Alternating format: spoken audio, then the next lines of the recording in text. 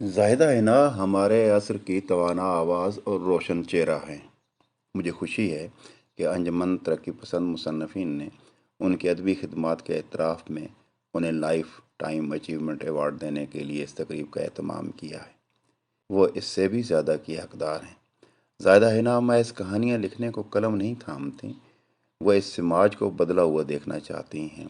تاہم کہانی لکھتے ہوئے وہ اسے پہلے فن پارہ بناتی ہیں، یوں کہ متن میں ان کا تہذیبی اور تاریخی شعور انسانی حسیات کے علاقوں سے بہت کچھ اخذ کر کے اس کی تاثیر میں اضافہ کر دیتا ہے۔ زائدہ حنا لکھتے ہوئے اپنے اثر کو منہا نہیں کرتیں، اور میں سمجھتا ہوں کہ ایک سچے فنکار کی ایک نشانی یہ بھی ہوتی ہے کہ وہ عصری آشوب کو اپنے وجود کا حصہ بنا لیا کرتا ہے۔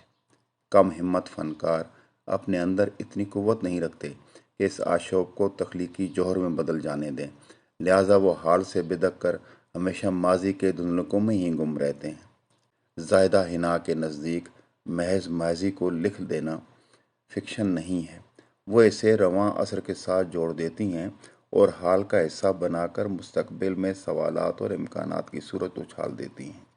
اپنی جڑوں سے جڑت اور اپنے اثر سے آگاہی نے ان کی نثر کو پراسمانی بنا دیا ہے۔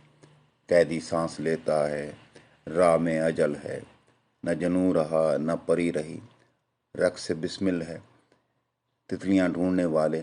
آپ کسی بھی کتاب سے کوئی بھی افسانہ اٹھا لیں، عصری حیثیت اور تاریخی تہذیبی اور سیاسی شعور وہاں آپ کو انسانی زندگی کے کوئی نہ کوئی معنی سجاتا ہوا ملے گا۔ افسانہ کم کم بہت آرام سے ہے، میرے پسندیدہ افسانوں میں سے ایک ہے۔ اس میں ایک لڑکی کو ہندوستان سے وہ نکالتی ہیں اور افغانستان کے جنگ زدہ علاقوں میں لے جاتی ہیں۔ اس کہانی میں ٹیگور کا کابلی والا بھی ہے اور آج کا تباہ حال کابل بھی۔ افسانہ آنکھوں کو رکھ کے طاق پہ دیکھا کرے کوئی میں سوویت یونین کا انہدام دیکھا جا سکتا ہے، اور اسی پس منظر میں دل کی مریضہ ایک بیلے ڈانسر کو جو بچہ پیدا کرنا چاہتی ہے، بچہ پیدا کرتی ہے اور مر جاتی ہے، اسے بھی دیکھا جا سکتا ہے۔ افسانہ پانیوں پر بہتی پناہ ہمارے کٹے ہوئے اس بازو کی کہانی ہے جو اب بنگلہ دیش ہے۔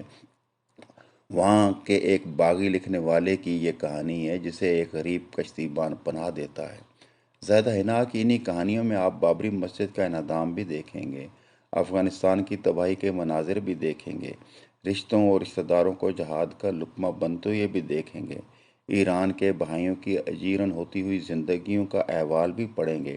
کہیں ایک راجپوت پینٹر تھیٹر کی ایک رقاصہ میرے سین کے عشق میں مبتلا ہے، اور کہیں تقسیم کا لہو رنگ منظرنامہ آنکھوں میں چبھتا ہوا محسوس ہوتا ہے۔ ایک کہانی میں عراق کی بربریت کا آنکھوں دیکھا احوال لالا دانیال کی زبانی سنوایا جاتا ہے، اور اس سے اس زمین کے اپنے دکھوں سے اسے جوڑ لیا جاتا ہے۔ زائدہ کی کہانیوں میں تقسیم سے 9/11 تک کا زمانہ بول رہا ہے، اور وہ تاریخی شعور بھی جو ماقبل زمانوں اور مابعد زمانے کو ایک دھاگے میں پرو کر بامانی بنا دیتا ہے۔ یہاں میں ایک کتاب کا بطور خاص ذکر کرنا چاہوں گا، عورت زندگی کا زندہ۔ جب 2004 میں مجھے آصف نے یہ کتاب بھیجی تھی، تب سے میں اسے اس موضوع پر اب تک چھپنے والی کتابوں میں بہت اہمیت دیتا رہا ہوں۔ میں سمجھتا ہوں کہ عورت کے مقدمے کو جس سلیقے سے اس کتاب میں پیش کیا گیا ہے، شاید ہی کسی اور کتاب میں ایسا ممکن ہو پایا ہو۔ اگرچہ یہ کتاب 10-12 سالوں میں لکھے گئے مضامین کا مجموعہ ہے جو ہمارے دوست آصف رفیقی کی فرمائش پر مرتب ہوا تھا، مگر ان میں ایک سلسلہ خیال کچھ یوں چلتا ہے کہ یہ اس موضوع پر منضبط کتاب ہو گئی ہے۔ اس کتاب کا 6 صفحات کا مقدمہ بطور خاص پڑھے جانے کے لائق ہے، جس پر عرش بری سے فرش زمیں کا عنوان جمایا گیا ہے۔ میں یہ سمجھتا ہوں کہ اس کتاب کے جو باقی 2 ابواب ہیں، اس میں یہ اسے ایک تیسرے باب کے طور پر پڑھا جانا چاہیے۔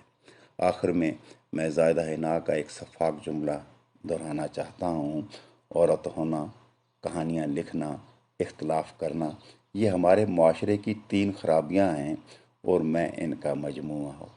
اس جملے کی صفاقی کو وہی سمجھ سکتا ہے جو عورت کی کھال میں بیٹھ کر قلم تھامے اور سماج میں اپنی بدمعاشی اور تسلط قائم رکھے ہوئے طبقات کے خلاف لکھے۔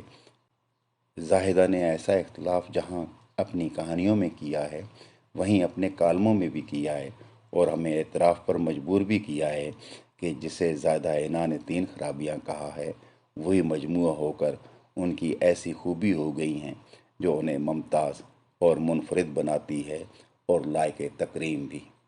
بہت شکریہ۔